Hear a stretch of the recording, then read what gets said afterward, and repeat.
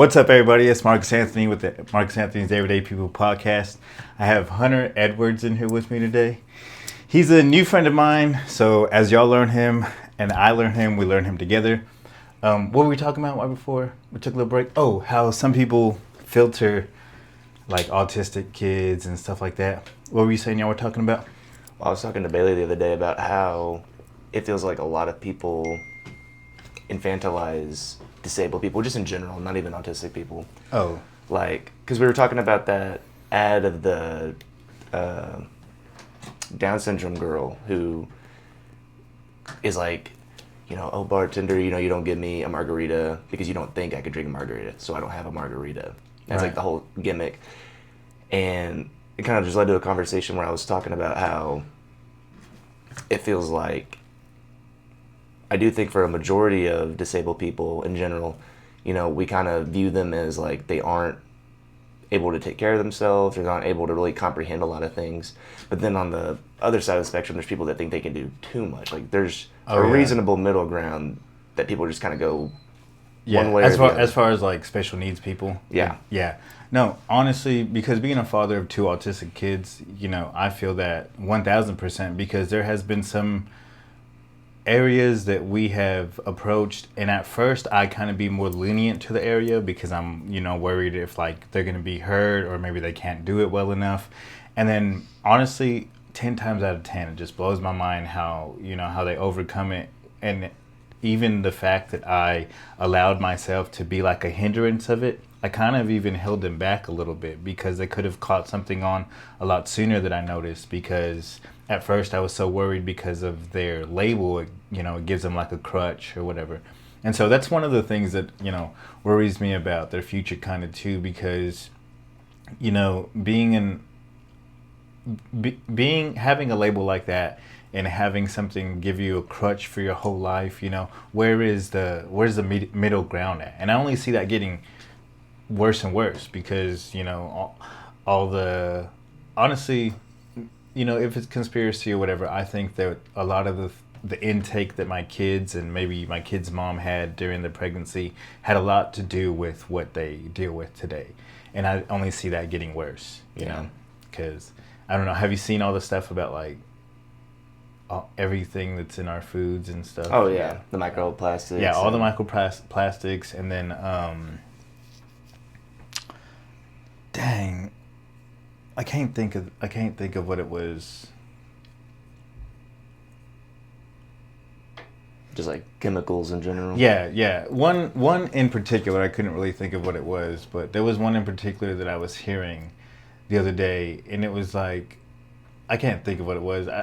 In my head, I'm thinking embalming fluid, but I really don't think that was. I don't know if that'd be it. Yeah, I really don't think that was it, but I don't remember what it was. But yeah, all that stuff, and then on top of it, I never really thought like, so for an air fryer, for instance, an air fryer is also made with a lot of plastics, and so like the inside of what like gets heated up is all plastic, along with everything that we're eating. Yeah. Or like the microwave when we put. It's so hard to veer away from it because I watched someone the other day get a styrofoam cup of coffee. They got it brought to them in a styrofoam cup, but then they poured it in a metal cup.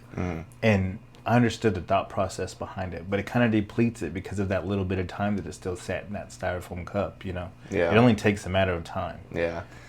Well, I've seen like videos of people that, because I get a lot of fitness and like health stuff on my Instagram feed and all that, and I'll get people that are like, every cup in my house is glass, all my cutting boards are wood, all my utensils, everything, like there's like they try to like minimize the amount of like microplastics or any other chemicals from the utensils or things that they use in the kitchen from getting into their food and stuff like that. Oh yeah.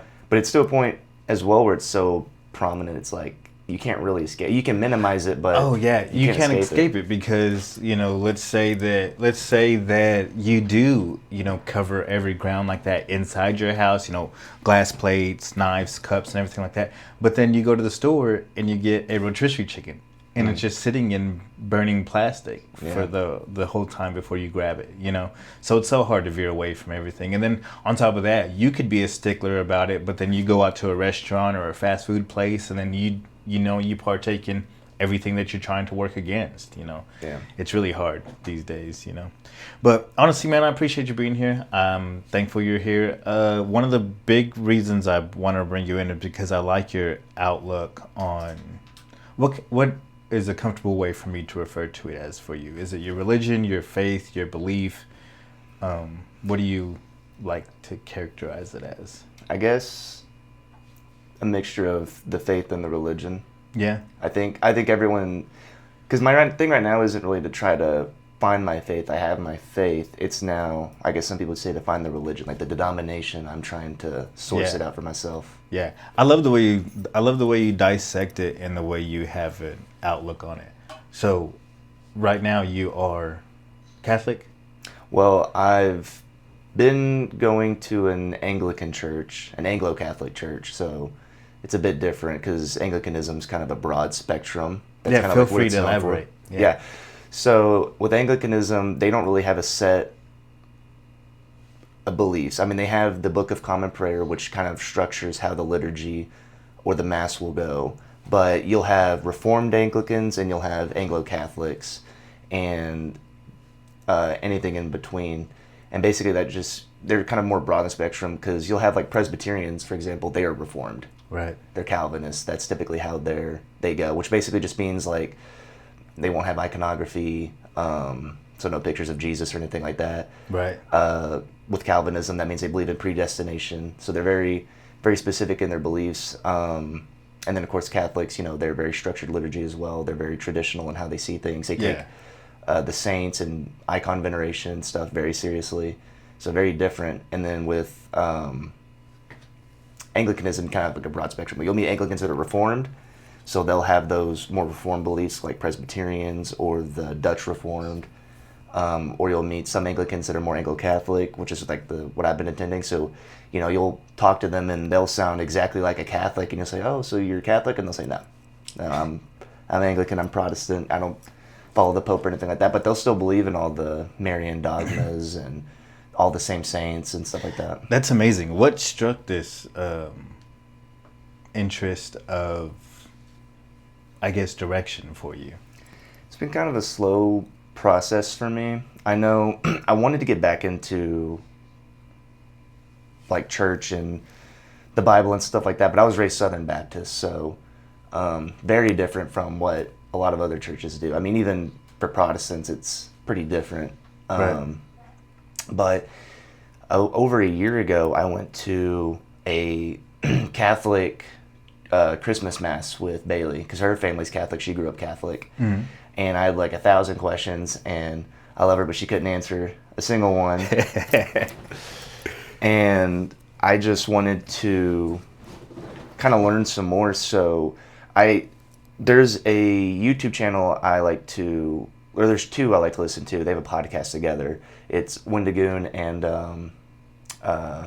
what's the other one? I can't remember. I haven't listened to them in a minute. Shout out. Huh? Lore Lodge, yes. They have Shout out. They have a podcast together called The Weird Bible. They haven't really done it recently, but I listened whenever I started working at Prime. Mm-hmm. When I was in the paint booth, I was like, well, I need something to listen to. And I remembered seeing they had that, so I was like, I'm going to maybe listen to some of these episodes, try to actually get into it, because you work 12 hours a day. Yeah, right. Need something to listen to. Yeah, it's hard.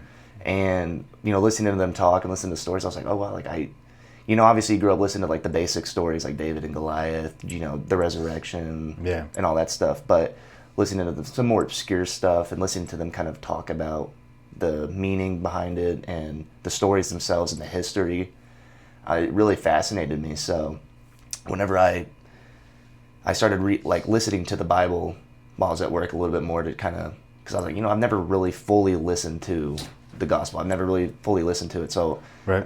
I started with Matthew, and I really enjoyed it. And because I was listening to the Weird Bible, I was listening to it on YouTube, I would get more Christian stuff on there. Like, I think one that I remember was, where all Paul went during his ministry throughout the New Testament. And I was like, oh, that's fascinating, because then I'm hearing stuff about Paul and all that. And I didn't really know like the stuff that he went through and what he did, you know. Wow, that is interesting. And so that kind of just led me to wanting to listen to the Bible, read the Bible more. And with that, I would start getting then denominational videos. And there's a few YouTubers that I would listen to on that. And when I was listening to one who was breaking down the differences between some denominations, I never really thought about it, just how different so many Christian denominations are. I never really thought about it. I never really put thought into it. But when I was sort of like listening to it, I was like, oh, that's interesting. I didn't know they were such different in how they worship and the certain things that they believe, how they interpret the Bible. So that's what kind of led me on the journey of like, well, where do I really belong? Because even with Southern Baptists, you know, I agree fundamentally with like the basics, and I do think it has the basics right. But I feel like maybe there was more that I was missing, because I like tradition a lot. I think tradition's very important and stuff like that. So, and I know there's kind of a lack of tradition in the Baptist church. So, is that what kind of makes you go in the direction that you're going in now? Definitely. That's one of the things is after I listened to so many different beliefs and stuff like that and the denominations, I thought, well, and I heard the arguments for it, and I was like, well, I kind of agree with that. I agree with that. You appreciate the structure of it. Oh, yeah. I think more than anything? Yes. Yeah. I think, like I said, I think every denomination has the faith. Maybe how they choose to show that faith is a little different. But I look at now how these different denominations are going, and I'm trying to find the one that I think not only has the proper structure, but has a proper future because of it. Because I think that's going to show that there's more, I don't want to say faith or belief, but just like they're on the right path. Right. That's my thought process for it. That's amazing, man. Honestly, I like that thought process. I don't think there's another person I know that I could kind of have this conversation with. So I appreciate that. Yeah. And in a kind of, because last summer I picked through the Quran, and I've read the Bible before.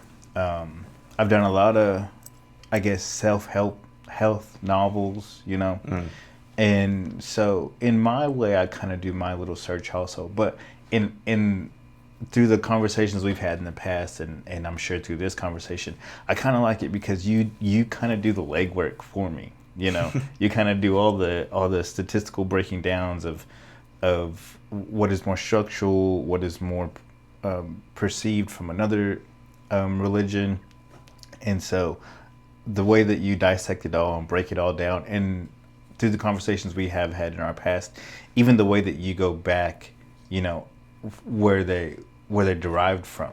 I like to hear your conversations sometimes on like where your opinion or not opinion, but your research of where a religion derived from, or how they started, or how they are to where they are now, because that's one of the big things with you too, right? You kind of like how it started and where it is now, because that's where it kind of creates its structure, and that's big for you, Yeah, I was like looking into the history of how a lot of this stuff started.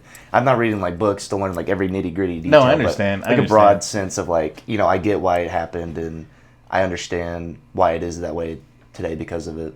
Yeah. It's very interesting. Like, what's one of the most interesting things to you? I would say maybe a lot of people think that the church has always just kind of been pretty steady going.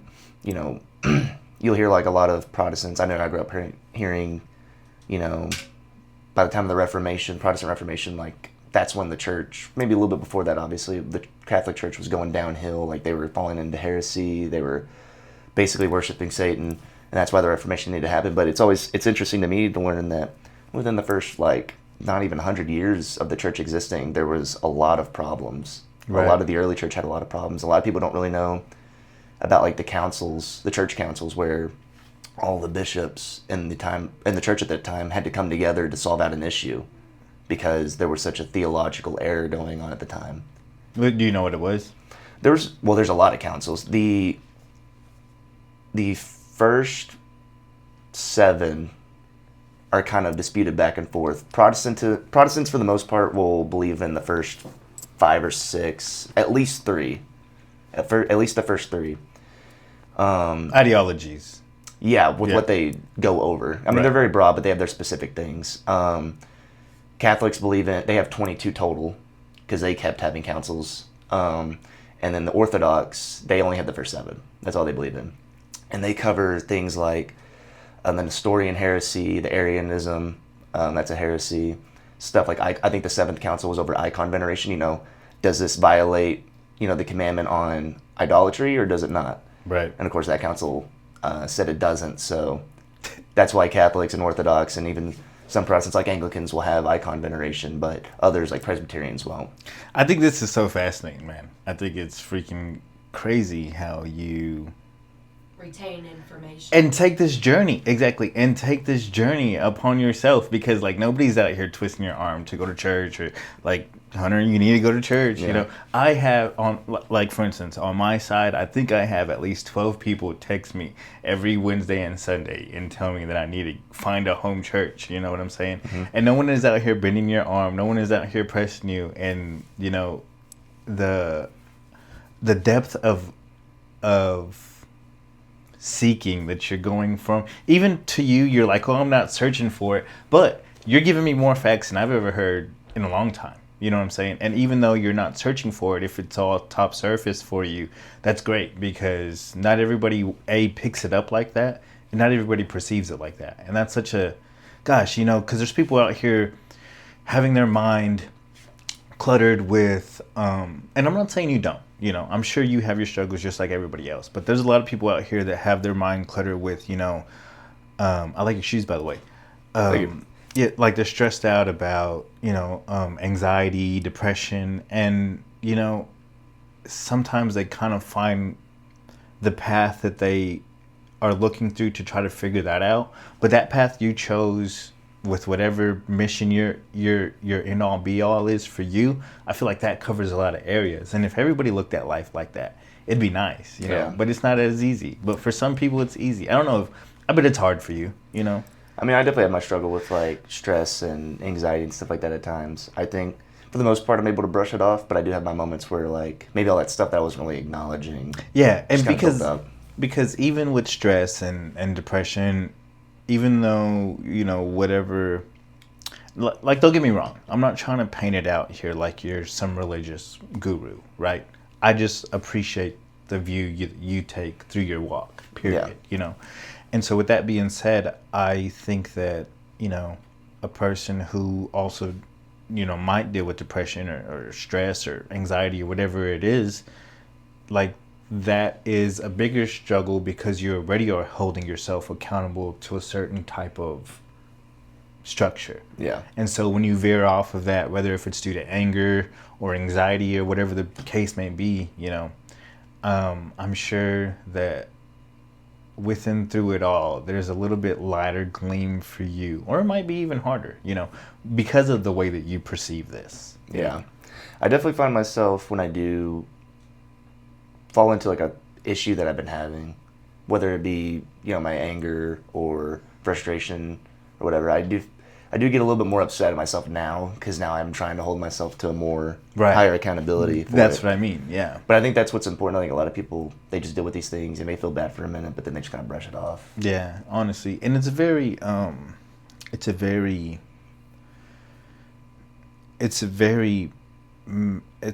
manly thing, to look at it like that. Yeah. To also know that, I'm human, I'm out here dealing with this and dealing with that, but also amongst that all, you're trying to find your path to what? Is it happiness? Is it peace?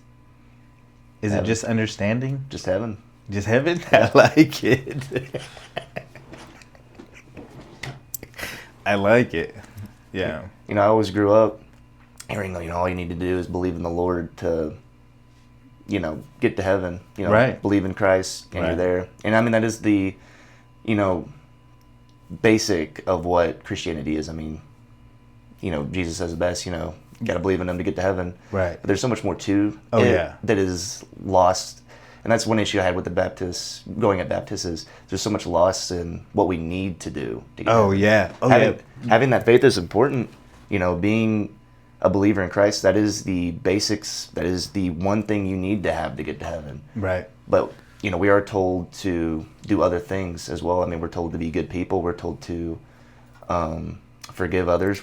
You were saying work for it the other day. Yeah. There's a big problem that a lot of people have with Catholics is that they believe in a works-based salvation. It's not really exactly it. Because the Protestant idea is faith alone.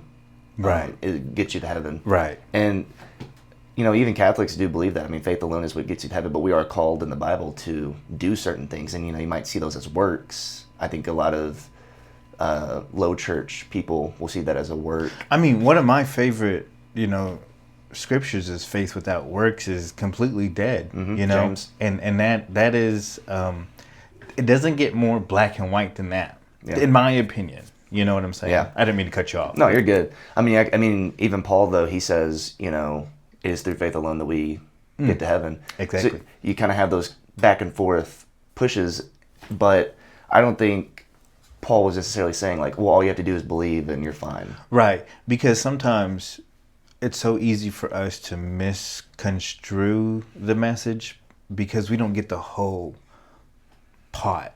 Sometimes we just get the meat or the cabbage out of the pot. We don't get the whole thing because maybe through that, like if we just take that for instance, that he said he also thought it, or he also is meaning that faith and works as one. You know what I'm saying? So he just said faith, There's some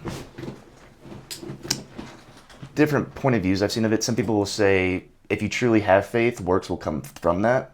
And that is, understandable. I have that view as well. That's understandable. You have people that will say, well, you have to have faith, but we are told to do things from the Lord himself. I think one thing is, when Jesus talks about how, however you treat the lowest of you is how you treat me. So you walk by a homeless man, you don't help him out in any way. I mean, just give him some change or give him some food. You would have done the same thing to Jesus. That's what he says. Right. So while we're not explicitly told to get to heaven we have to do this work, we are called to do the good works of the world, be good to people, and stuff like that. Right. I guess, yeah. Yeah. I mean, I guess that's why it's work. Yeah. Period. Because it's not really, although in some way it is kind of demanded of us, but it's not necessarily like demanded of us. Yeah. But in the same hand, we know what work needs to be done if this is the life that we choose. Yeah. And you'll, I think, I guess I won't speak for everyone on this, but I know some people I've heard, they'll view baptism itself as a work. To be baptized is a work. And so because, they'll have the belief of works aren't needed, you just have to have the faith. Some people will even say, well, you don't need to be baptized. Or they think you should be baptized, that is the right thing to do, but you do not need it for salvation. But even the Bible speaks that, you must be baptized and repent of your sins to get to heaven. I mean, we're literally told that. And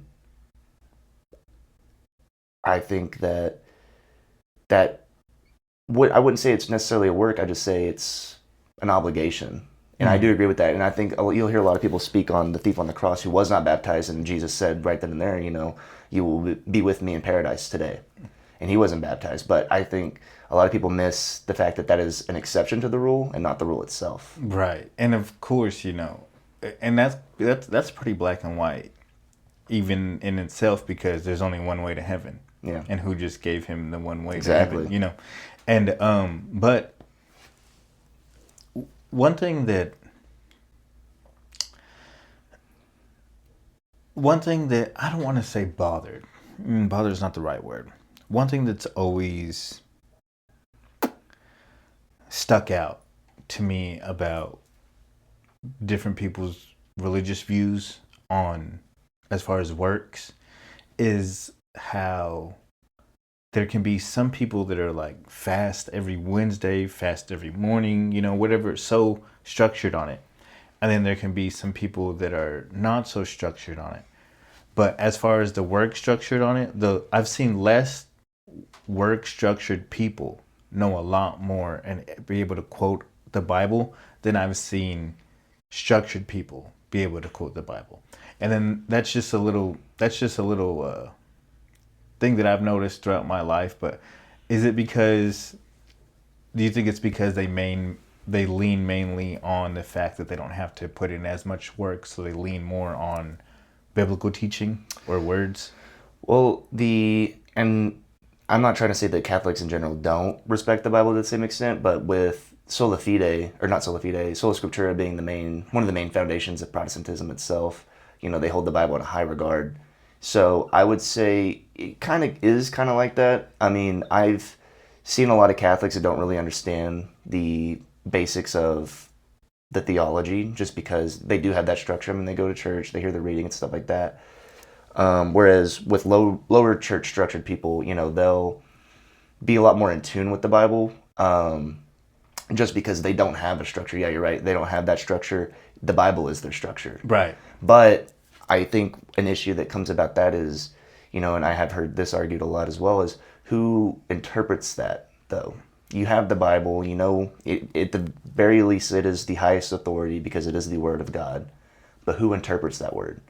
You let anybody do it, and then you've got, like I said, you've got Presbyterians, you've got Baptists, you've got Pentecostals. I mean, there's a lot of different ways, and a lot of people want to say that, what we need to know is straightforward. But at the same time, it isn't that straightforward, because so many people can read the same passage and come away with such a different understanding. Exactly. And free will is a son of a gun sometimes, man, And there's a lot of people that I think through some people's path of life, it really makes them either hardened or like more acceptable to finding a structured religion, because some people through the life that they lived are like, oh no, that's going to church too much times. That's, I'm not going to fast. That's, I'm thought of, because they're like, there's been instances in my life where I've called out for help or maybe prayed a certain time and didn't see nothing in it. So they're like, why would I put any more effort into trying to, figure something out? So different people's walks of life is crazy how it can also alter somebody's perception of, how they want to take in their religion or their belief or whatever. Because I do have a very close friend. He's a very smart individual. But he just believes in himself. And I'm like, so like in areas of, uncertainty and stuff like that, what do you depend on? Like, you don't pray or nothing? He's like, no, I just depend on me. He's just like, wake up, I gotta get up and I gotta go do it. And there's no, so for him, there's no like, oh God, I hope this goes right. There's none of that, That's crazy. Yeah. It's a wild thought process. It's easier for some people to just... I don't understand it. Yeah. It definitely is easy to just know that, everything's in your own hands.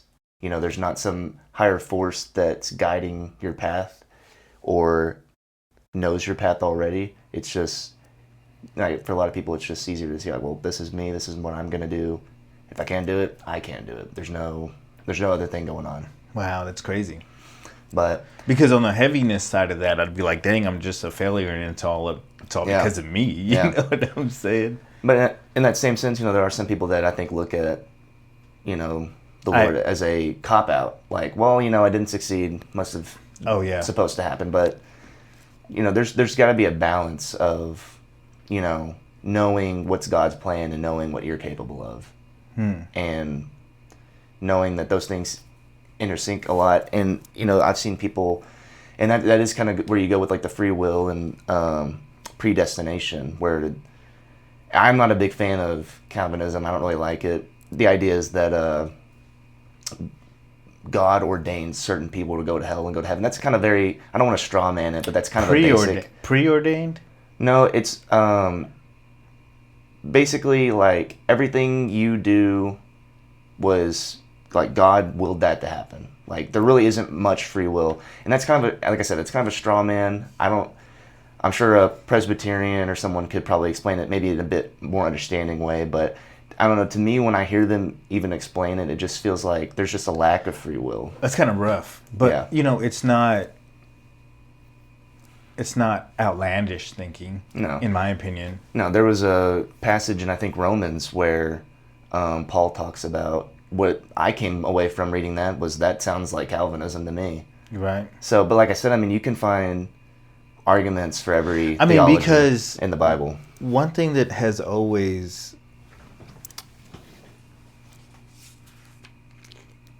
been interesting to me is how it was just allowed for Job to be treated a certain way.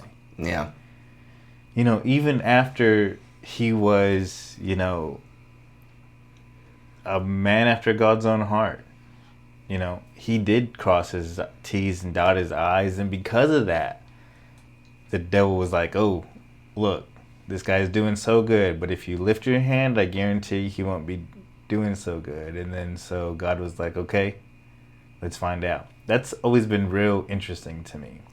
Yeah, there's different ways to interpret it. Yeah, there's some people that take the Bible as literally, like everything that happened historically literally happened. That's where you get people like the young Earth creationists that are like, 6,000 years old. We haven't been here that long. Right. And then you have some people that are like, well, sometimes the Bible might be more figuratively speaking. Like maybe Job is just more of an example of if you put your faith in the Lord, regardless of how bad your life gets, you will be rewarded. Right. I personally haven't given it much thought. There's certain things, and this might seem like a cop-out, that I don't give too much thought to. Whether it's literal, whether it's figurative, at the end of the day, it doesn't really matter to me. I think what we do know, I do think there are certain things in the Old Testament that obviously literally happened, you know, like the flooding and all that stuff. You know, I think all that stuff did happen. Maybe you think it wasn't a worldwide flood, maybe it was a regional flood, since so many other religions from that area have a similar flood story. Maybe David, was he a real king? Was he a figurative figure for a family? I mean, was Goliath really 20 feet tall, or was he just above average height guy? Right. You know, these things, you know, I think to some extent they do happen. Maybe there's some figurative speech in there, because once again, people wrote these books. Right. These were written by other humans, guided by God, of course, but you still have room for maybe some human error, yes. Yeah. I mean, and there's no telling how that really got passed down, you know? I think one thing that's interesting is with like the Dead Sea Scrolls, you'll see that, you know, a lot of people think the Bible's changed so much that it's completely different, but when the scrolls came out, like what, a decade ago or something, they found that the Old Testament's almost 100% accurate. Wow. And they're, I think from like 3,000 years ago. They're old. They're really old. They're from before Christ walked the earth. So, like I said, I think when it comes to that understanding, I'm not one way or the other. You could probably convince me. I do think the earth is, I don't believe in young creationism or anything like that. I do think the earth is old. I think we've been around for a while. I think God reveals things in a way that's easy for us to understand. And I see so often people try to wrap their head around God, you know, what can he do? You know, try to come up with these little logical issues where it's like, well, if God can do this, then he can't do this, you know, and it's like, or, you know, when people say, well, there's not really free will if, you know, God knows everything, you know, God can't know everything if there's free will. We're talking about something so beyond our understanding. Oh yeah, for sure. I mean, and that's why I see the Bible as, you know, I don't think everything's 100% literally accurate. If you believe that, that's perfectly fine. Like the 6-day creation could be actually 6 days for us now, or it could be 6 million years. You know, how we know time doesn't really work the same for someone. Better is one day in your courts than 1,000 elsewhere. Yeah. You know, God, like time doesn't really work for God in the same way it probably works for us, because the idea is that he exists outside of time. He's beyond everything. Oh, I believe it. Right. So all he can do is put things into our understanding in a way that we might be able to comprehend. Right. You know? So right. That's why I don't know how much is figurative, how much is literal, how much is historical. Obviously, there's a lot of historical stuff going on in the Old Testament, but, you know, how much of it's maybe buffed up a little bit to seem more awesome, Right. more heroic. I mean, you'll have actual historians from olden days, like, they're like, well, I fought this guy and he was 20 feet tall, but maybe he was just like a foot taller than the guy. But you want to make the story seem the cooler. fish stories. Yeah. So, I mean, there's no really telling. I wasn't there. Yeah. But all I can do is read what I have now and, read. And see, I think that is where some people also perceive it as faith without works is dead. They think like, well, if I don't believe, as far as like their faith, as far as like, if as long as I believe that in something along the lines of what I'm receiving from the Bible, that there's some truth in it, I think to some people that's their example of faith without, putting their faith to work, is by just standing on what they believe in. But so let me ask you this. Are you aware, or I'm sure, do you know, like, like we're not, what is it? We're not supposed to eat red meat. Is that what it is? Right now through Lent, on Fridays, you are to eat fish. You can't have flesh meat, basically, and fish is the only. I think egg too are exempt. Do y'all publicize what y'all are lenting for? Is that the correct terminology? I haven't seen anybody speak on specifically what they've given up for Lent. Mm-hmm. Which that probably goes into the when Jesus speaks on, don't do anything publicly, don't pray in public. Don't. I got you. Because it's for show. When you fast, don't. Understood. Don't make your face look purposefully. Yeah. Sulking and hollow from just being malnourished. Like, this is because I'm fasting. Yeah, like don't do it for attention. Yeah. So, I mean, I'm sure if people probably are asked, like, what have you given up for Lent? They'll tell. I mean, I've asked one of my friends. His mom's Catholic. His dad was non-denominational. I think he went to Methodist church a lot growing up. He does Lent sometimes, and he, when I asked him, he told me. So, but I think for the most part, you're not going to go around just being like, oh yeah, here's what I'm giving up for Lent, as like a brag or anything like that. He told you just because he's amongst a friend, or? Yeah. Oh, okay. So it's not like a birthday wish. Right? No. Okay. Like he did Ash Wednesday, which this was years ago, so this is before I even really knew of it. And I was like, "What's up with that?" And he's like, "Oh, it's Ash Wednesday." I was like, "Isn't that Catholic? You're not Catholic." He's like, "Well, no, my mom's Catholic, so I'll do some stuff like that." I thought it was weird. I think when I approached him about it, I was kind of weird about it. Mm-hmm. And looking back on it, I was like, just very naive in what I understood. And that's when he told me that it was Lent and stuff. And I think he said he was giving up soda for Lent. It's a very simple thing. Some people keep it very simple and they just give up something small. Some people take it kind of more intense and they try to do more for Lent.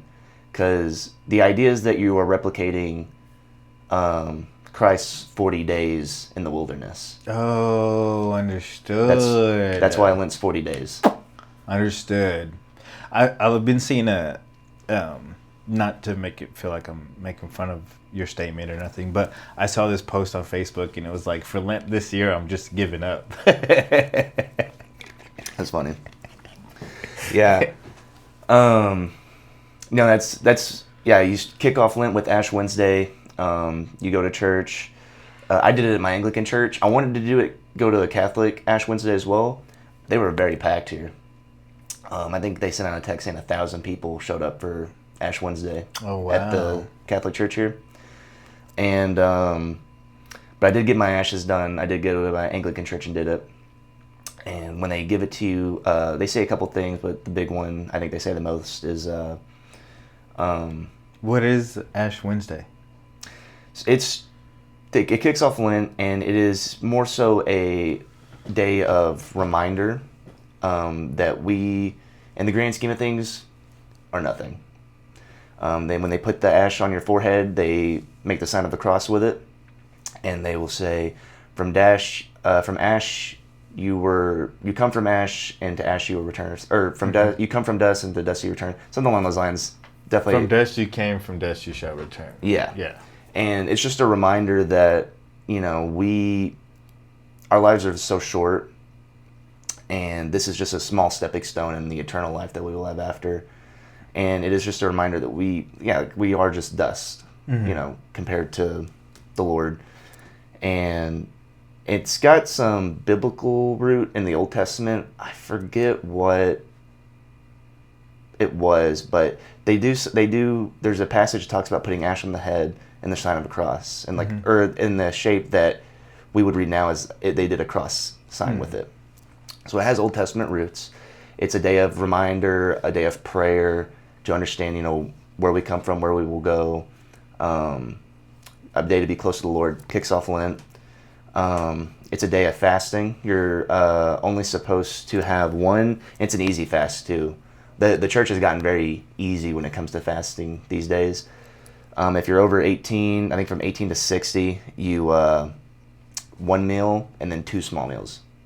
Oh wow. So very easy fast. No, I believe no meat on Ash Wednesday as well. Oh wow. So just fish, if you eat anything. You are correct. Meat wise, and then every Friday up until Easter as well.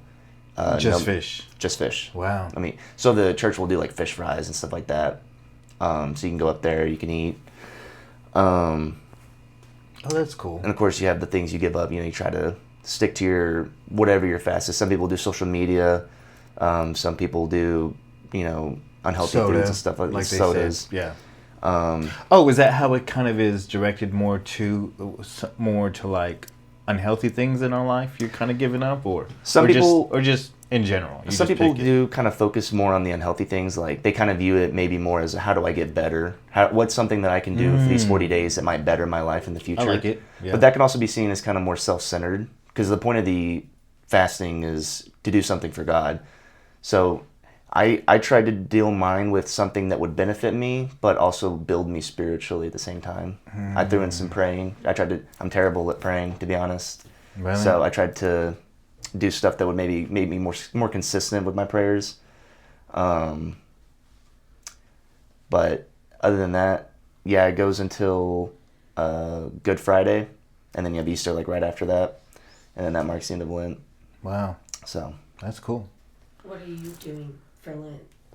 I wasn't gonna ask, but yeah, do you mind if I ask? Oh yeah, that's fine. Oh, yeah, what are you doing for Lent? I tried to do something physical, spiritual, and so that way I could kind of do a bit of both. I like it. Yeah. I've heard of these people that do this thing where they try to take care of their body because the body is a temple of the Lord. Of course. We hold the Holy Spirit within us. And we only get one vehicle. Exactly. You know what I'm saying? So I'm trying to do something physical. I'm doing 50 push-ups a day. Nice. Something that, maybe even if I don't want to do it, it's something I will do. I will push my body to that point because I feel like that's pushing myself for the Lord, but also keeping my body in shape. I've given up Monsters. That's more of just a personal. Right. I was drinking way too many a day. Yeah, I feel you. Something that'd be good for me. Maybe flush my system of. Yeah. Such an unhealthy drink, even though it helps me stay awake at work. Yeah. For my prayer, for my spiritual life, I'm trying to do a rosary every 5 days. So you know what the rosary is? I believe so. Yeah. So I'm trying to do those every 5 days. It takes 20 minutes. I mean, really, it's you don't really realize how short-circuited we are on how quickly we want gratification, like doom scrolling or just that quickest dopamine fix until you have to sit down and do just a 20-minute prayer. Oh, yeah. I mean, and it seems so childish to say that it's kind of hard to just sit there for 20 minutes and do it, but it is. I mean, no, I hear you. There was a time I lived in a foster home, and they were real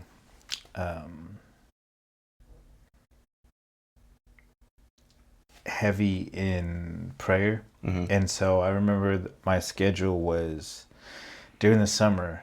It was Monday, we had a prayer at 6, from 6 to 7, and you just sat in the pew and prayed, And then you had Tuesday in the morning from 8 to 9. Then you had Wednesday service. Then you had Thursday from 6 to 7. And then once a month on Friday, you would have all night prayer. So you pray all night, And I think that's what, even though my outlook isn't the same as whenever I went there, I'm constantly praying, and and honestly, I think it's more so, if anything, I'm just having a conversation. There's a meme I saw, and it was like it was like, "What's up, gangster?" And then it was like, God's like, "Stop praying like that." You know, Yeah. that's like me. You know what I'm saying? Yeah. I'm always just more so talking to Him than praying, because there was a point in my life where I felt like all I was doing was using Him as like a lifeline. Yeah. And then I felt like, honestly, if someone, if He, not if, the fact that He loves me the way that He does, if all I do is a lifeline, that's not very respectable on my point. Yeah. Everybody can review that how they do, but Yeah. I think that thought process and in the mix of me just having conversations with Him, just because I need help a lot, and I don't ever feel like I get a lot of things right. So for guidance is like one of the main things. And ever since I was a kid, I've always prayed for wisdom and discernment. If I don't have, if you don't help me out this rut, then give me the knowledge to figure out how to not get in this rut again.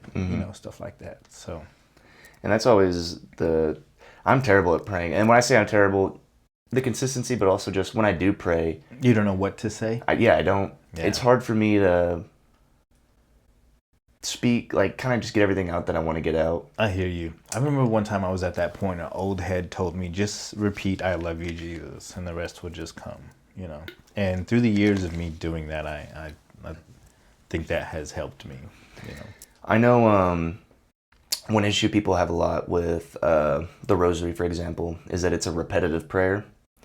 But, I mean, they miss the aspect that it's also meant for meditation. It's a prayer you verbally speak, but you get so in tune with speaking it that your mind can meditate on the mysteries of the rosary. Yeah. Which I think is wonderful, because that is something I definitely need. I mean, like I said, I don't know what I'm saying sometimes. Sometimes I kind of stumble over my words. I feel like I just stop mid-prayer to think. Mm-hmm. I feel like, while it could be, I'm sure the Lord understands, to me it feels disrespectful to start something that I don't really know how I'm going to try and finish. So I think with those repetitive prayers, they build the good habit of knowing what to say, just knowing the basics of what I need to say, and guiding me through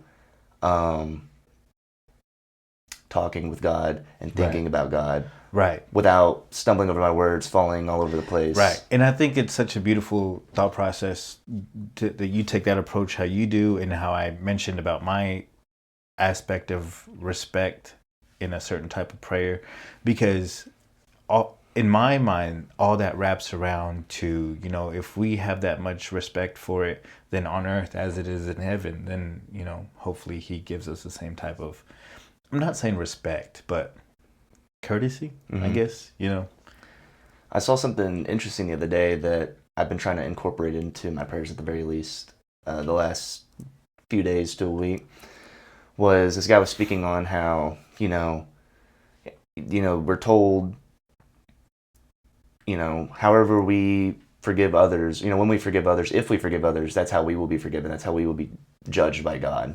Right. So I've been trying with my prayers now to be more forgiving, to, forgive those that I might disagree with, that have wronged me in any way, or that have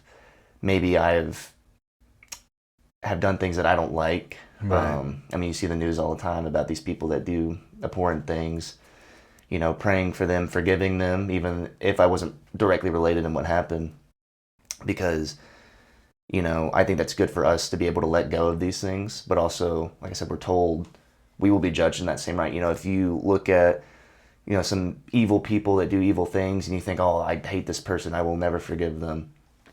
Right. Right. It's hard. It is hard, but we are not the final judges on how these people will spend their eternal life. Yeah. And, just goes down to just as simple as, forgive so you can be forgiven, and I never really had a hard problem with forgiveness. Well, yeah, let me swallow those words. I have a hard time forgiving myself. Yeah, oh yeah. Forgiving other people, it doesn't really ever bother me. Yeah. Like you did it, that was your choice, it's understood. But as far as me, I always look at it, I'm more of a shame on me the second time around type of person. If you fool me once, fuck, it's shame on me. I'm sorry, shame on me. Like I really allowed you to treat me a certain way. And so then that's how I carry my burden. Like, dang, I can't believe I let this person break my heart, make me feel like I was taken advantage of, all that stuff, whatever the case may be. And so, but as far as like holding grudges against a person, luckily, I'm just a person that really allows that to roll off my shoulders. Yeah. I find myself being the same way. I mean, I guess I keep things in mind, but as for like, do I dwell on it every day?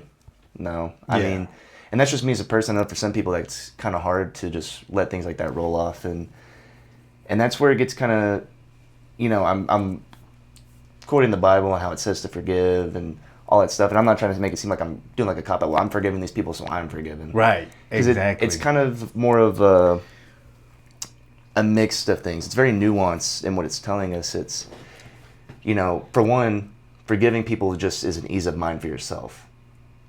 Just isn't, or just as? It's just, that is what it is. Right. I mean, whether or not you truly forgive them, letting that sit with you does more harm than whatever happened did. Oh yeah, most definitely. And I think that's definitely one of the undertones of what's being spoken in that moment, but also just, God he's going to judge righteously, and what's more righteous than judging people by how they would like to be judged, or judge other people? I mean, that's just, and do I want to be judged the same way I judge other people? Probably not. So maybe I need to work on how I am viewing other people, how I view situations, and view how I judge other people. I should be more forgiving, because if I want to be, forgiven for all the things that I might hate myself for, I got to start giving other people that leeway. And just like you said, I think that like forgiveness goes so undermined here recently and ever, because one of the main reasons why they put him on that cross was for forgiveness, period. So you can be forgiven and I can be forgiven. And sometimes whenever I watch people allow themselves to hold grudges and it does something to them, and just like you said, like the other person that might not even be bothered by it, but the fact that we can't mentally forgive the person or forgive a circumstance, it really starts as a hindrance to us, because it could be as simple as just letting it go. Yeah. And that's something that sometimes I do. It's way easier said than done. Oh, definitely. I know, and you can ask Bailey, there are times, when I've thought about, the Passion Week, the crucifixion stuff, I've cried a little. I mean, it's hard to think that there was someone that could do that for me, knowing everything that I've done. Or didn't even know everything that you would do. Exactly. And he was like, here, just in case. Yeah. That's powerful, man. Everything that I might not like myself for, he took on and more when he went up there. And even then, I think, even, the story of St. Stephen? He's the first martyr of the church. Happens during the book of Acts. He, I believe, in front of the synagogue, gives a huge speech about all of the Old Testament stories, and builds it up into the gospel, and gives the story of Christ. And the Jews at the time stoned him to death. They got rocks and they stoned him. And in his final moments, he looks up, and it says that he saw Jesus, and he cries out, Lord, he replicates what Jesus said on the cross. He says, Lord, forgive them, for they know not what they're doing. Wow. So even the first martyr of Christianity forgave his enemies in the moment that he was being killed by them. Wow. Wow, that's amazing. I think a step a lot of people forget to do is forgiving themselves. Oh, for sure. Like, for sure. Especially how fast things happen in people's lives. Oh, yeah. And then they just hold on to everything else against everybody else because they didn't Oh, forgive yeah. themselves. It kind of becomes almost like a snowball effect, because you get so hurt by one person and then you can't forgive it, so you kind of put up a wall or whatever, then you hold yourself back from maybe receiving another blessing from somebody else, all because you can't forgive one person. And then there's no telling what type of stuff you hold yourself back, just because you simply can't let it go. Yeah. But man, some people, I am a person who has dealt with a lot of depression in my life, and there was a point in time wherever I felt like I was literally addicted to my depression. Yeah. Like, I think that it got to a point where I would wake up and find instances to just be mad, or I would find excuses to just feel down. And then once I would feel that, I would just like wrap myself in that and then just allow myself to soak in that. And I think it became a sense of comfortability for me. So then in a moment of time, I didn't know what I was supposed to do, and everything felt so dark, especially like here recently with, situations I went through. I didn't know what to do, but I knew how comfortable depression felt. Yeah. And so I was like, instead of going out and figuring what I'm supposed to do, I'm just going to lay in this ball because it's just so much more comfortable. And that's what I feel like people do with forgiveness also. I honestly feel like they're hand in hand almost, There definitely is I think there is an actual psychological issue where people do find that comfort in the depression. Oh, for and sure. they look to stay into it. They don't want to get better. Oh, yeah, for Subconsciously, sure. too. For sure. I'm living proof of that. One thing that I've seen that it's hard to remind myself in those moments where like I really feel down on myself, but it's a reminder I try to keep is, when you sit there and you think I cannot be forgiven for what I've done, I just hate myself too much, or whatever it is that you're just so down on yourself, is that you in that moment are falling into pride to think that your sins, that your problems are beyond His grace to forgive. It's a nice thought process. Yeah. That's a great. So that's something that even in the moments where, I'm struggling to forgive myself, and like I'm in my mind, I'm pleading to God, I'm not worthy of you. It's still something that, An act of selfishness. exactly. Yeah. It's still in the back of my mind that I think, I know it's selfish of me to say that, to act like this is greater than you. But in this moment, I feel it. And I just kind of want clarity or just some peace that He could give me. Right. In those moments. That's what I ask for. That's great. That's a great way to look at it because, the alternative is heavy, So that's good. Well, thank you for that. Yeah. Honestly. Heck yeah. Wow. That's nice. What is one of your favorite things about the walk you're choosing to take? Just learning the history, learning the tradition is very, very fascinating. I would say, I think watching and seeing the path that so many so many different churches have tried and taken, I think the path that I'm on is the right one because of it. I know the biggest reason why I chose Anglo-Catholic for the last 8 months. Excuse me. I'm very new to it, so I can't even really say I'm Anglo-Catholic or Anglican or anything like that because I'm not even fully confirmed into it. I just have been going to that church, and Right. Learning the tradition, because when I did like a little test thing to kind of see where I was at, and I aligned most with Anglicanism or Eastern Orthodoxy. And I tried out both churches. Orthodoxy was really cool, but I felt more drawn to Anglicanism, so I went there.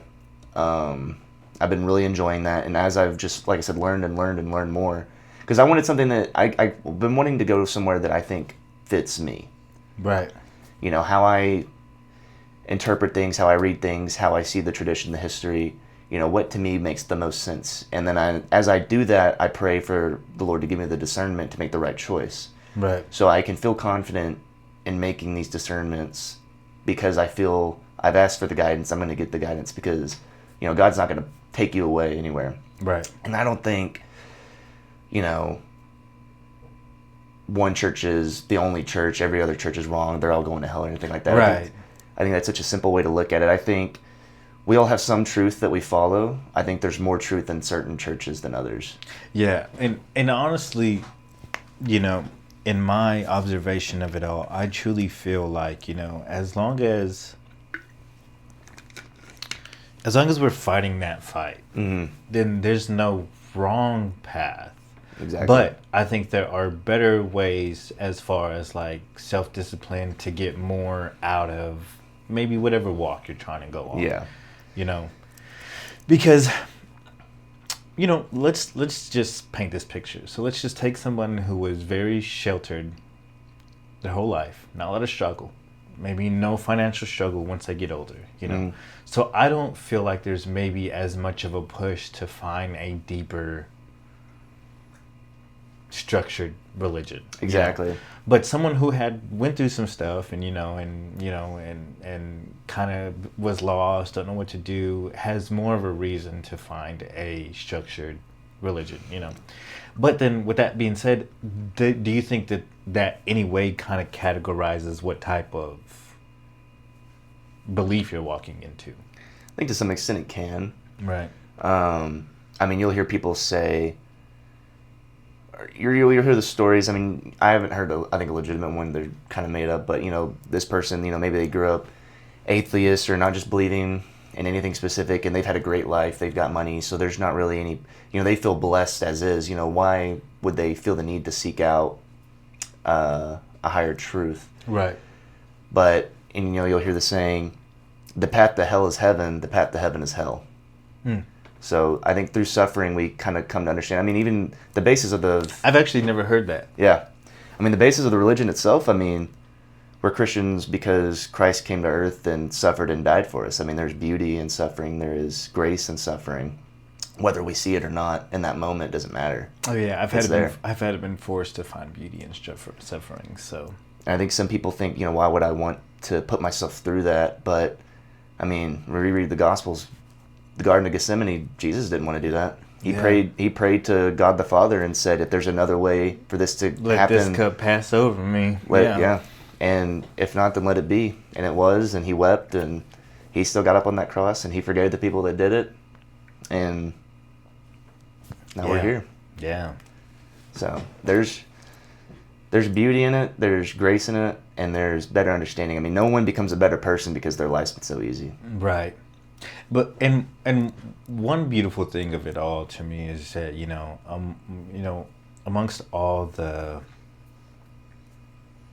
categories, is that how it can amongst all the different churches, denominations, against all the amongst all the denominations, we are really fighting for the same thing. Exactly. And so, and above all else is love. You know.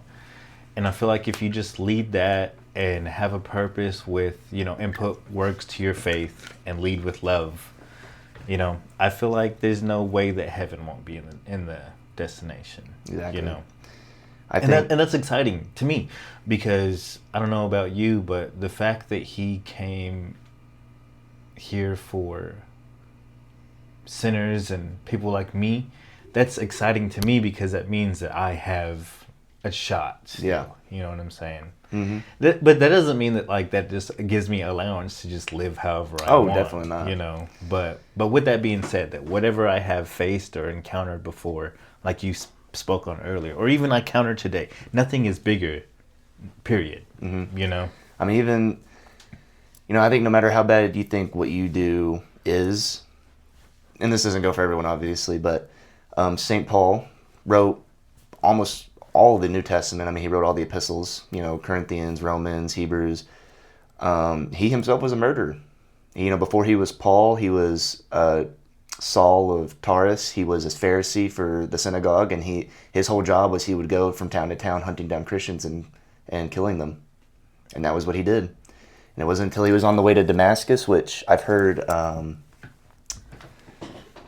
that I think some people kind of put it together that Peter was probably in Damascus. So if Paul had gone to Damascus to persecute the Christians there, he probably would have persecuted Peter himself, you know.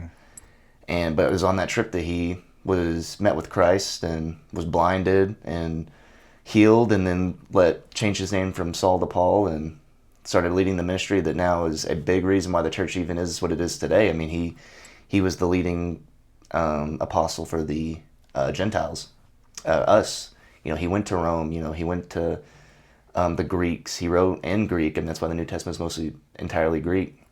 It's because that's why he wrote it, because he was preaching to people like us, people that weren't ethnically or religiously Jews at the time, which the apostles were mostly preaching to then. You know, so I mean, and he was a murderer. Wow. And he was forgiven, and, you know, with church teaching, obviously he's St. Paul, so he's in heaven. Right. You know, I mean, like I said, not everyone's not a murderer, but if you're not, at the very least, you have some grace knowing that Yeah. you can't get worse than that. I mean, Yeah, for sure. For sure. but Do you want to talk about that separation between Jews and Gentiles then? like what?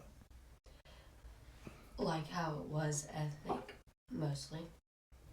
Yeah, I mean, a lot of people will see they'll read about how the covenant and stuff's the same. Like God doesn't give up his covenants and stuff like that. I think there's, there's a big misunderstanding in how the covenants work, I think. I mean, I look at it this way as Jesus is the fulfillment of the old covenant, and with him is a new covenant. And that's actually where you get Mary is the new ark of the covenant, and why you'll have the Catholic. And this is what's kind of helped me also come around to the Marian dogmas as well, is that she is the ark of the new covenant because she carried the new covenant, Christ. He fulfills the old, brings in the new.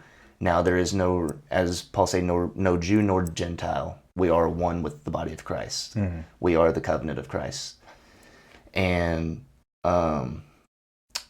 in the Old Testament, with the way the ark worked, you had to be sinless to even touch it, Right. to be in its presence. Even look at it. Mm-hmm. And Yeah. only the high priest could do that. Right. So you look at if she carried the new covenant within her womb, Jesus, and Same rules in effect. same rules and effects. I hear that and I'm like, that is a good argument. And even in the Book of Revelations, we're told that that she is essentially the new ark, and it speaks on a woman who is crowned with 13 stars, and she has a glow, and that woman would, I believe it says she'll give birth to the Messiah, Christ, and she's the Queen of Heaven. So we know, and that's a lot what the Book of Revelation talks about. So we know that, Mary, she's the Ark of the New Covenant, she's the Queen of Heaven, because it follows the Davidic kingdom as well. Right. Which the way that was structured was the king's mom was actually the queen. And if Christ comes to establish the new Davidic kingdom in heaven, it makes sense that his mom would have to be the queen. And with her, she's given a special grace, as Archangel Gabriel says when he meets her, "Hail Mary, full of grace, the Lord is with thee." And so we see that she's given a different amount of respect. She is hailed, and I believe the Greek word used there is only ever given to God, Christ. Only is he ever, hailed in such a way, in a kingly manner. And remember, Gabriel's coming down with a message from God. So God himself is speaking to her, saying, "Hail Mary, you are full of grace." And the grace used, the Greek word, I forget it because it's a different language, but it essentially means she's filled with grace, and grace can mean you are sinless at that moment. But the word is used in a way that's like past, present, and future. So perpetually sinless. Then she carries the new covenant. She becomes the new Ark of the Covenant, which we know from the Old Testament. Right. And, there's this back and forth that God plays with the New Testament, the Old Testament. You see the connections are there. Christ calls back to a lot of Old Testament writings as well. So it makes sense that the new covenant would equally be sinless as the old covenant, as it carries the new, or the new ark would be sinless like the old ark was, as it carries the new covenant. And that's what actually helped me kind of start to move to Catholicism, was also in Matthew 18. I think it's Matthew 18, might be Matthew 16, but when Jesus asked the apostles, who do people say that I am? And they say, well, some people say that you are John the Baptist. Some say that you are Elijah. Who do you say I am? He says that, and Peter goes up to him and says, "You are the Messiah, the Son of God." Mm-hmm. That is the first of the apostles. He's the first of the apostles that fully recognize Jesus as the Messiah. So with that, he says, "And you are Peter." He says, "Simon, son of Jonah, you are now Peter, and on this rock I build my church." foundation. Yes. Now, a lot of people kind of read that as, well, he's talking about the profession of the faith itself is the rock that he builds the church on. But Peter in Greek means stone, means rock. So he names him rock, says, "And on this rock I will build my church." And people say, well, that's the Greek, because he says, was it Petros for Peter, and then on Petra I build my church. But You have to think in that moment he's going to be speaking his language. I have heard that. Yeah. I don't want to say argument, but I've heard that conversation. Yeah. Amongst Catholic people. Mm-hmm. You know. And he would have been speaking, Aramaic. Right. So he would not have said, there's no different words for a person named Rock and a rock itself, like Petros, Petra. He just would have been said, your name is Kepha, and on this Kepha I build my church. Right. He says, I give you the keys of heaven. Whatever you bind on earth will be bound in heaven, and whatever you loose on earth will be loosed in heaven. Right. Now, he is directly calling back to Isaiah 22, where it speaks on Eliakim. He's essentially the high priest of the kingdom. Whenever the king is away, he is in charge of the kingdom. And it says he will be given the keys to the gate, and whatever, what was it? Oh, he's given the keys to the gate, and whenever he opens it, it shall be open. Whenever he closes it, it will be closed. Basically saying he has permission to open the gates of the kingdom, close the gates. He is in charge. Right. And I look at Matthew 16, I think is actually what it is specifically. I look at that and I think that is a direct callback. He's given Peter the keys to the heaven, and whatever he binds and loose is bound and loosed in heaven. Yeah. And that, now some people will counter that and say, well, all the apostles are given that, not just Peter, because in Matthew 18, he then speaks to all the apostles and just says, whatever you bind on earth will be bound in heaven, whatever you loose on earth will be loosed in heaven. But he does not give them the keys. And I know that there are orthodox arguments against that.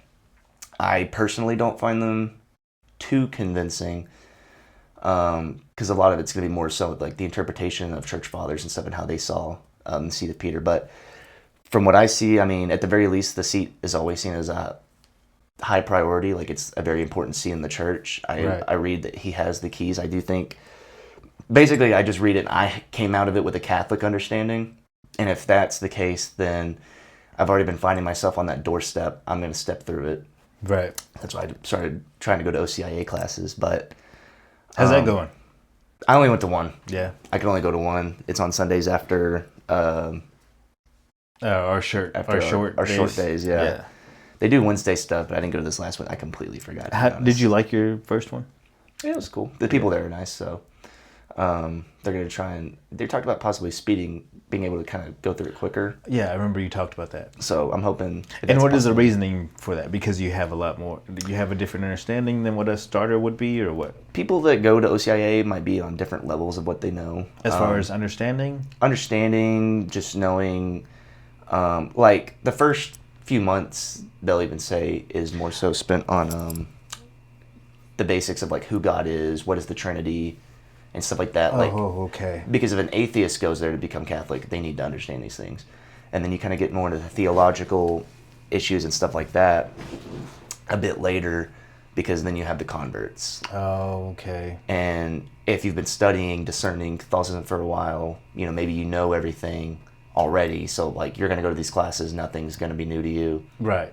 It's a bit of a different process for you than it might be for someone that like maybe just grew a Baptist. Fresh. Yeah. Yeah, and they're just like, well, maybe I feel like I want to become Catholic now. I like the way they do things, and they just go and become Catholic. Okay. Maybe they don't have a full understanding, but yeah, back to what she was saying, that's one thing that kind of irritates me sometimes is when people talk about how, and this is no disrespect to anybody, but when people say, we have to like support Israel because of Genesis and, they're still God's chosen people, I think it's not so much that whether or not you agree or disagree with Israel and what's going on over there. It's just more so I think it's a fundamental misunderstanding of what the Bible teaches.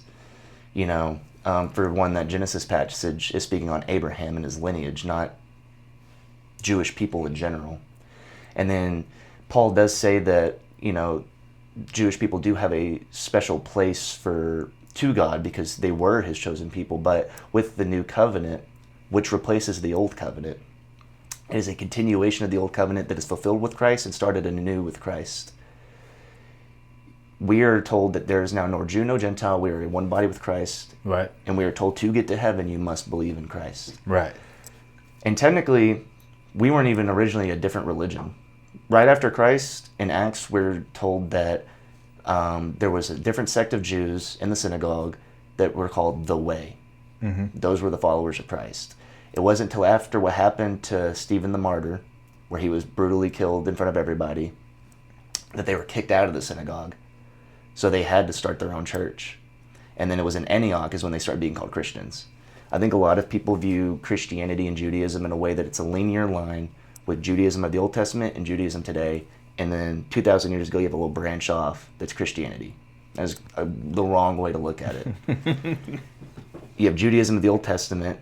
2,000 years ago, it is fulfilled by Christ and starts anew as Christianity. And then 2,000 years ago, modern Judaism switches off and becomes its own thing. Especially since even shortly, and that I look at this historical moment as a telltale sign that we are on the right path as Christians. You know, you have the prophecy that the synagogue, the second temple will be destroyed. It's destroyed, and after it's destroyed, Judaism completely changes. It turns into the rabbinical system you see now, where there's no more Pharisees or Sadducees or whatever. Now you just have your rabbis, and they do the teachings, and you have your local synagogues. There's no temple. It is very different than how it used to be today. Right. So, I mean, it's prophesied that it falls and it fundamentally changes, but we are that fulfillment of the Old Testament, the Old Covenant, renewed by Christ, where now I don't think Christians would call us Jews, but realistically we are one now. Like, you have the Jews. The Jews are still the chosen people, but so are the Gentiles, so long as we believe in Christ. Right. That's why you have Paul that talks about the olive tree, or when Jesus speaks on the olive tree as well, is that, you know, Christ's body is a tree. It's an olive tree. Right. And now, after when Jesus sends them out to recruit Gentiles to the religion, to spread the gospel, the tree is now able to be grafted upon, but it is also able to have branches cut off. So long as you don't believe in Christ, like Jews of today wouldn't, or the Jews of the time that don't, they would have been cut off from the tree of Christ, the body of Christ. But Gentiles that would come to believe, they would be grafted on. Now, it also, in that same sense, means that we can be grafted back on. And that's why we should be spreading the gospel to let people know that, you know, Christ died for us, he did these things for us, you know, spread the gospel, the good news. Because even though, say, an olive branch got cut off because they don't believe in Christ, they can still be put back on. Right. So, I mean, we are now the chosen people as Christians. We are a part of Christ. We are grafted onto the tree. And it is our job to graft as many branches on as we can while we're here, hopefully. But not everyone's going to take it. Right. Not everybody takes it, man. Not everybody, you know, to each his own. Mm-mm. And some people are different. You're like, That's been my issue with a lot of low church stuff. And obviously it's not everybody. I know a lot of people are very goodwill, good faith. You know, they're trying their hardest. But, you know, when I go online and so it's clearly, you know, just from my perspective, you know, I see more low church people, especially non-denominationals, you know, the way they preach, the way they worship. And I just look at it, and then to me, it's not right. It's not proper. It's not how it should be. And I don't want to sound like, well, I know what should and shouldn't be done, you know. right. But I just think, you know, where's the reverence? You know, where's the worship reverence. itself? You know, Yeah. They say, well, we worship, you know, we sing songs. Is that all it is, though? Is it just singing a song about how you love God? Or is Right. there a respect that's supposed to be given there? You know, and I see, you know, non-denominational churches that you go and it's more of like a rock concert, or, you know, and they're getting up. And I personally, and I told my mom this too, because, you know, she likes her Baptist churches. I think getting up there and preaching from the heart is a great thing to do. I love hearing the passion and the guidance that these people get. But church is not explicitly for hearing the gospel preached to you. You are already a believer. It should be for worship. And that's why I like the higher church authority of, you go there, you're not there to, I mean, yeah, they have the sermon where they get up and they speak for a little bit. Maybe it's not exciting, but that's not the point of you being there. The point of you being there is to worship the reverence of God for the sacrifice of the Eucharist. That's what's important.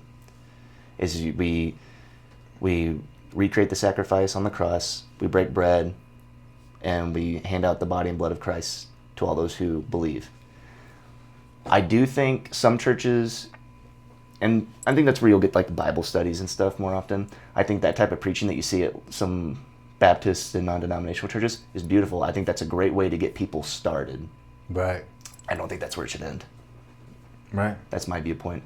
I've been saying, whether or not you agree with, low church services, I would much rather people start there, and if they go higher, like to a higher church authority where it's more reverent, where it's more authoritative, where, a service, a mass actually feels like you are there in awe of God, like you're there watching how worship happens in heaven, because that's what it is. Right.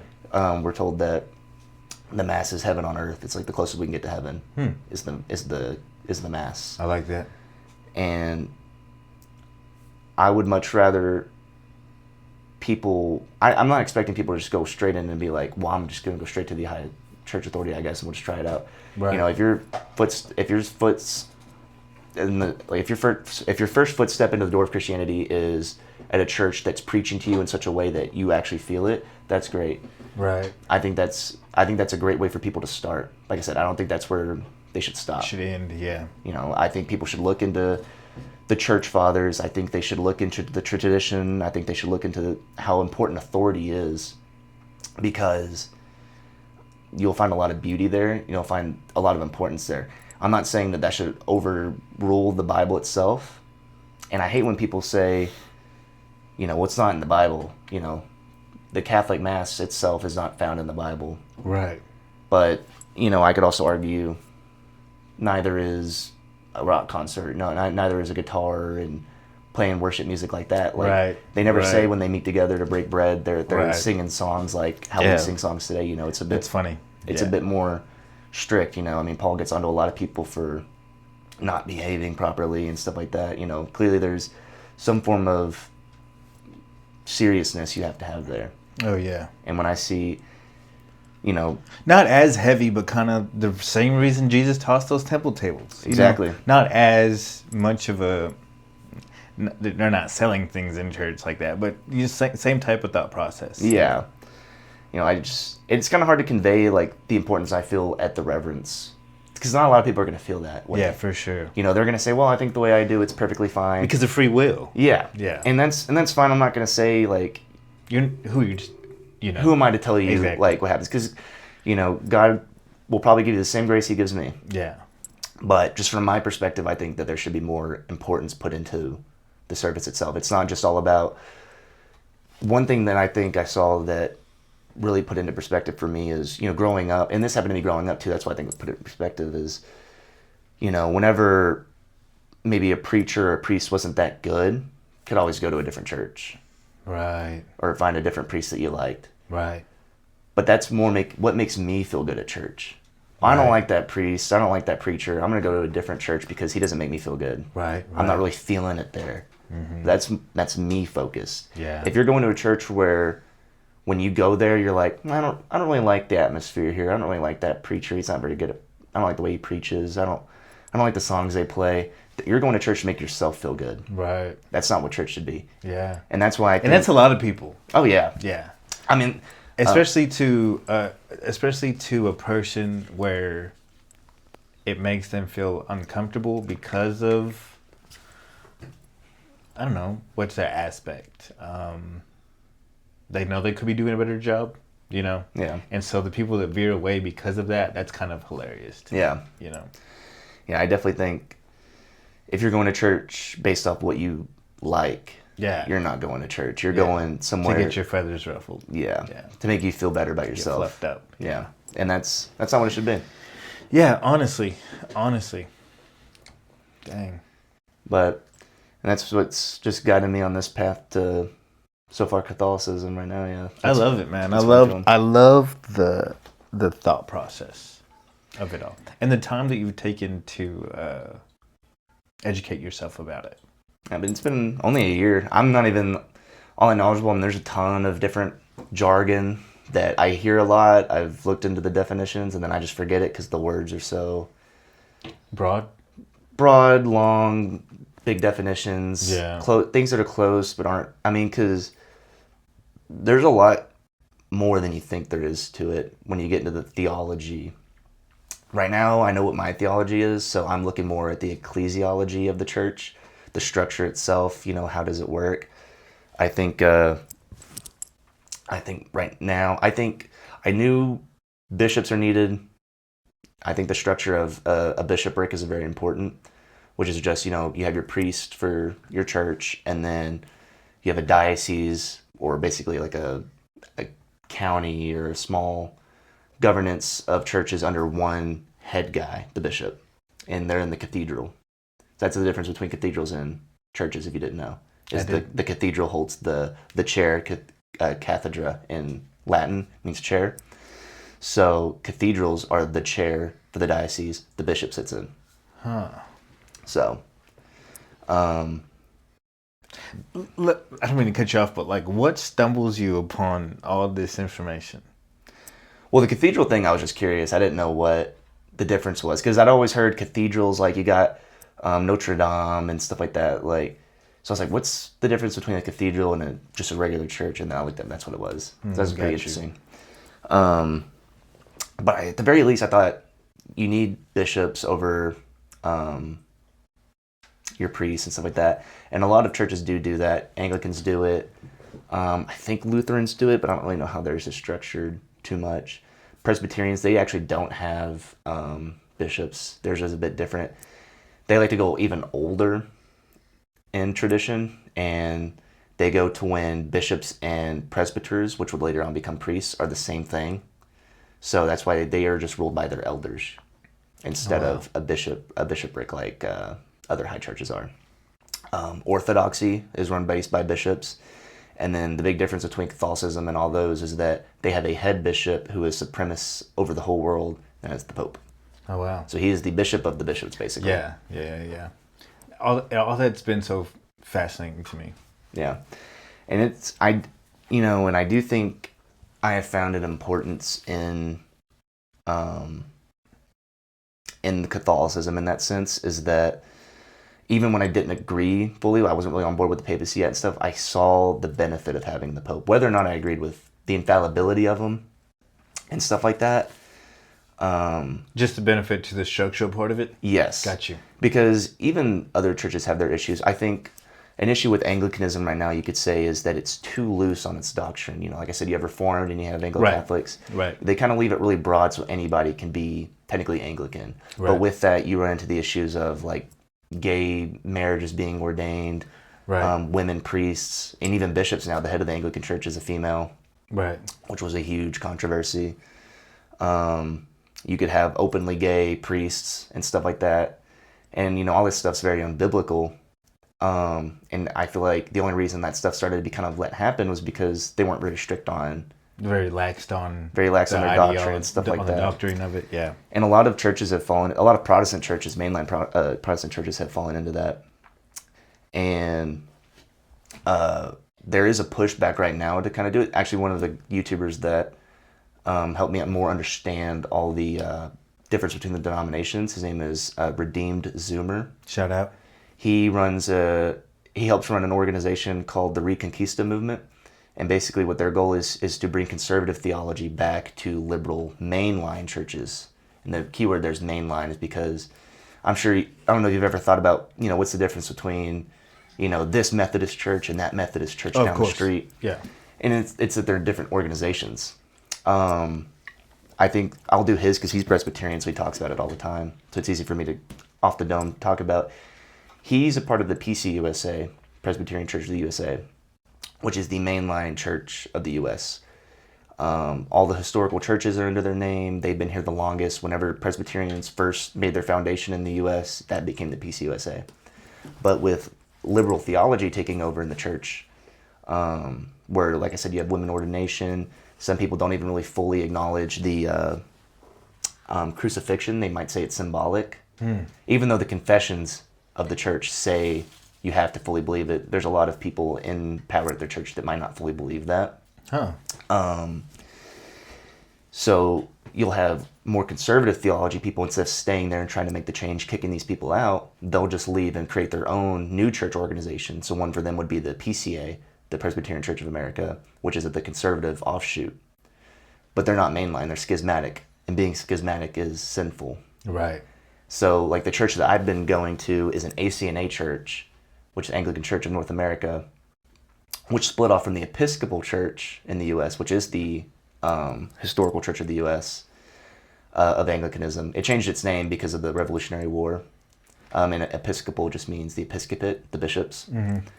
And they split off because in 2007 or 9, there was a huge controversy over a openly, I think it was gay marriage, or there was a priest that was ordained who was gay, openly gay.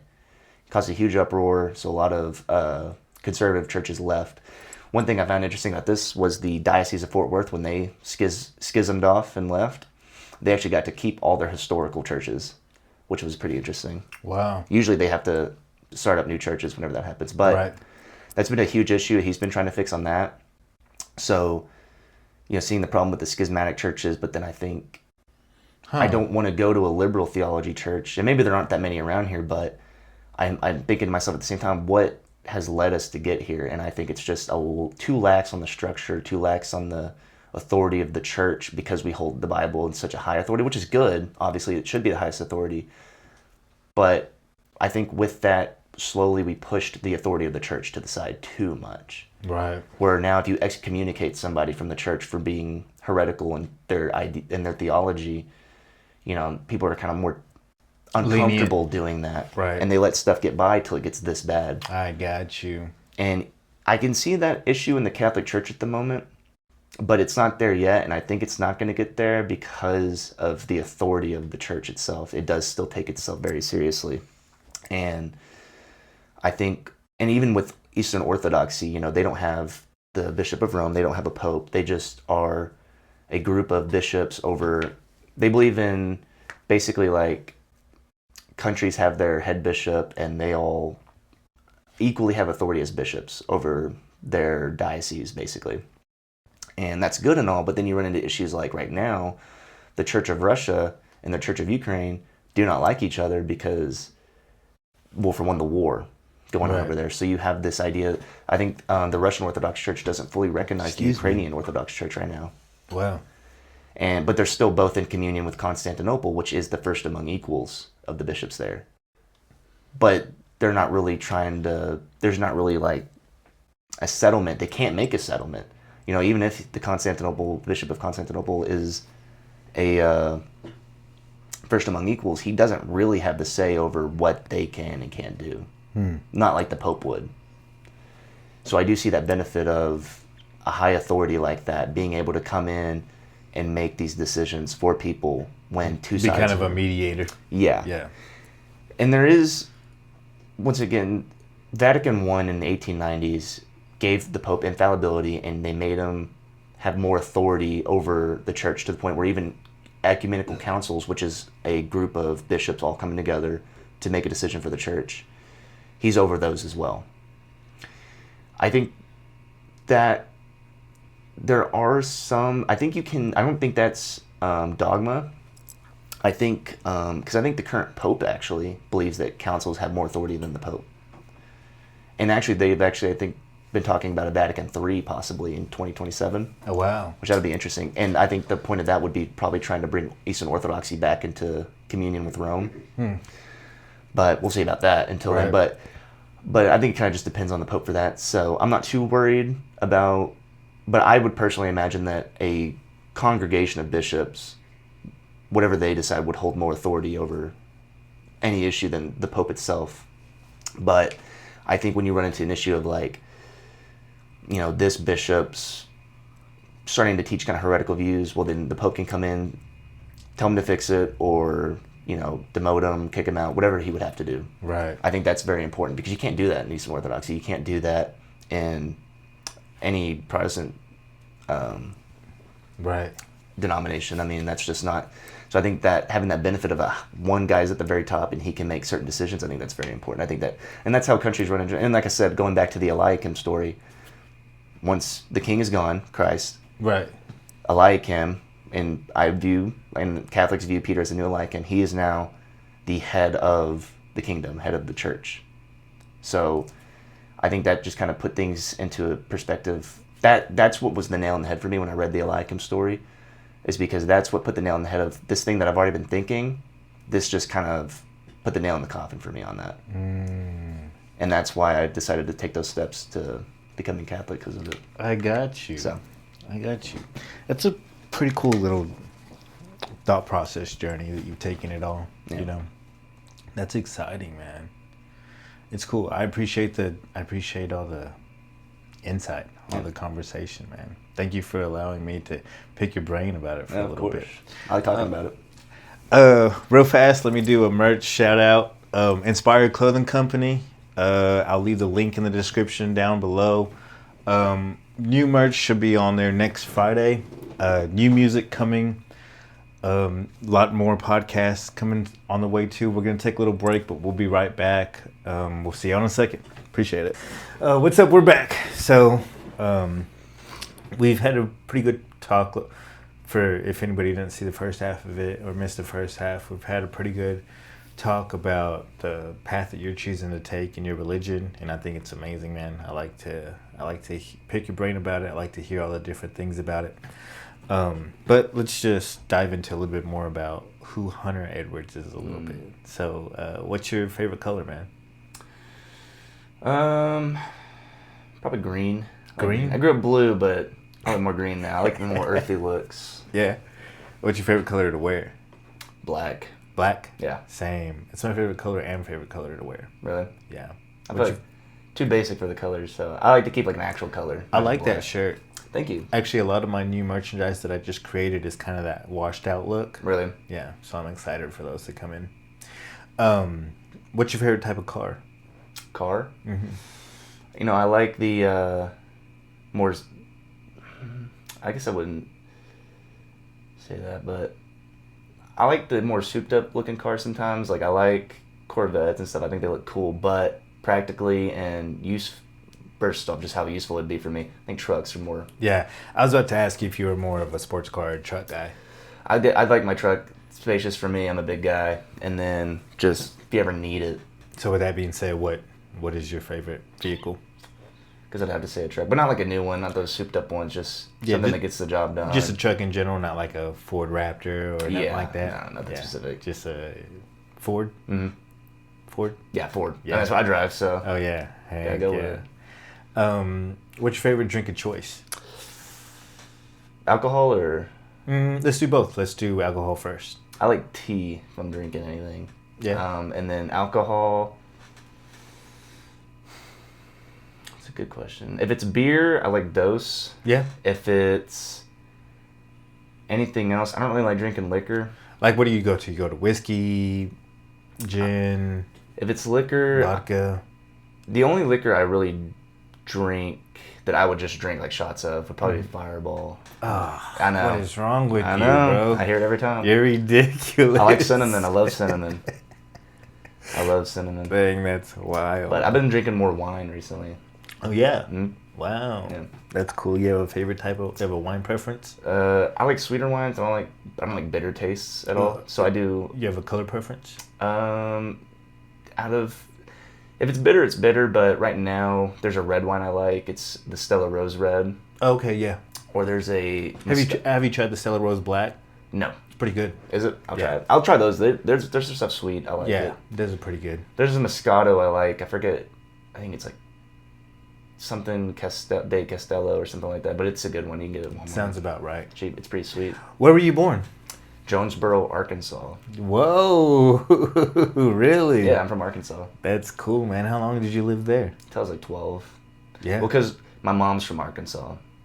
My dad's from Texas. They met in college. What lineup are you as siblings? I have none. You have none. You're an only child. My parents got divorced when I was a kid, or when I was like a baby, really. And they both remarried my dad, he had married a woman that already had 3 kids. So I grew up with an older sister who's 2 years older than me, an older sister that was 1 year older than me, and a brother that was 1 year younger than me. Oh, wow. So we were perfectly like in that 4-year span. That's cool, man. Honestly, I have 2 sisters, and we all are 4 years apart. Really? Yeah, I mean, yeah. So it's 3 of us, and all of us are 4 years apart. I got a little ethnic in me. They were Mexicans. Why do you whisper it like that, like you're ashamed? I'm not saying that. No, they were... I'm kidding. That's always the fun part is when I'm like, oh yeah, I had step siblings when I was like, I had like 3 step siblings when I was a kid, and they were Mexican. They're like, oh wow. Yeah. And so... No, but their mom was white. They were half white, so... Can you pinpoint your favorite movie? Yeah. Django Unchained. Is it? It actually is, yeah. You watch it every night before you go to sleep? No, I don't watch it every night, but I think it's just a great movie. You know, I've heard you say that It is before. Yeah, I love that movie. Just that statement. I think the story's pretty good. I like the time period.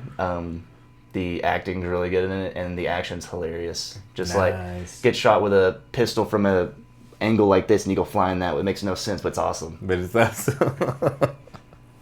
What's your favorite genre of movies? Genre? I don't really watch too many movies, but I'd probably, I guess, go... It's a good question. Maybe sci-fi. Like, I like Star Wars a lot. It's probably one of my favorite series. But I do like just action in general, I guess. Yeah. Yeah. What's your favorite genre of music?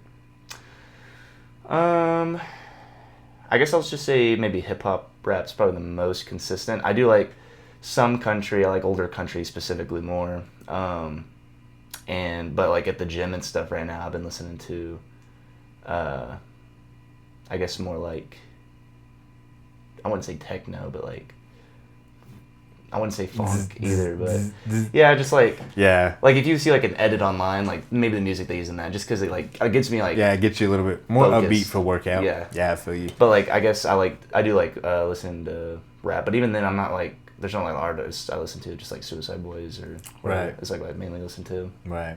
But, do you have a favorite artist? Suicide Boys? Yeah. Probably them. Nice. Just for this podcast reason, I don't ask everybody this question, but what is your favorite Bible verse? Do you have one? If not, do you have a favorite Bible book? Favorite Bible verse? I probably have something in my notes. Yeah. Maybe, but I'm trying to think of what's... trying to think. I guess I can't say I have any specific verse that stands out. Yeah. But book-wise, yes, I really like John. Yeah? The Gospel of John. Wow. So, I think John's my favorite. I like the Book of Matthew just because that was the first one I read. And I like all the parables, because that's definitely the parable gospel. Right. And when I'm reading the parables, I'm like, that makes sense. Yeah. I like that parable. That makes sense. I like Isaiah 54. No weapon formed against me shall prosper. Mm. And then my favorite book is probably Leviticus. Leviticus. Mm-hmm. What is your favorite podcast? And before you answer that, will you read this for me? Marcus Anthony's Everyday People podcast. You heard it here first from the one and only Hunter Edwards. Man, it's been a pleasure, bro. I appreciate it. Thank you for taking the time out. Come talk to me. Thank you for allowing me to let me pick your brain, bro. I appreciate having me on, It's man. always cool to chop it up with you, especially here where we don't have loud machines all around us. Yeah, and we don't have to worry about our boss watching us talk for like 20 minutes. You know how that goes. Man, it's been a pleasure. I'd love to have you on again, bro. Of course, man. And so this one will come out within a couple weeks or whatever. But when it comes out, I'll keep you updated, and I'll have you on here again. Appreciate it, man. For sure. Thank you for the Of insight, course. man. Hell yeah. We love y'all. Appreciate it. Thank you for your time. Y'all have a good one. See y'all later.